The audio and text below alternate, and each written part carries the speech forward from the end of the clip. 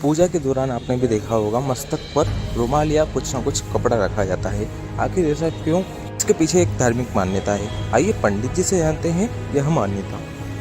सनातन धर्म अत्यधिक विस्तृत है। उसी प्रकार ये सिर को ढकने का अलग अलग कारण कहे गए, अलग अलग महत्व कहे गए हैं।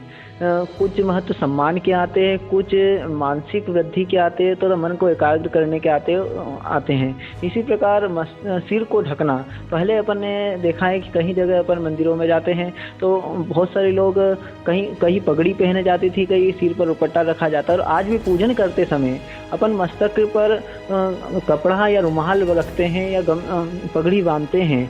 तो उसी प्रकार कहा गया है कि सबसे जितनी भी नेगेटिव है और नकारात्मक ऊर्जा है वह अपने बालों से शरीर के अंदर प्रवेश करती है। तथा भगवान के पूजन में शुद्धता का बड़ा महत्व कहा गया है।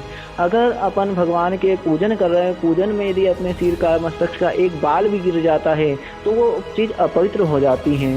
इसलिए पूजन में मस्तिष्क से ढका जाता है, सिर को ढका जाता है। और कई लोग तो बड़े बड़े पुजारी मंदिर में आप देखते हैं कि वह अपने सिर के बालों को उतार कर ही रखते हैं कि या मुंडन करवा के ही रखते हैं और पूजन करते हैं। यह एक हो गया पवित्रता की ओर। और दूसरा होता है मन को एकाग्र करने के लिए, कि जब भी कोई पूजन करते हैं, जब भी कोई हवन पूजन या किसी धार्मिक स्थान पर जाते हैं, हिंदू धर्म नहीं अन्य धर्म में भी ये कहा गया है कि कहीं धार्मिक स्थान पर जाते तो वहाँ पर मस्तक पर वस्त्र रखाया जाता है या कपड़ा बांधाया जाता है।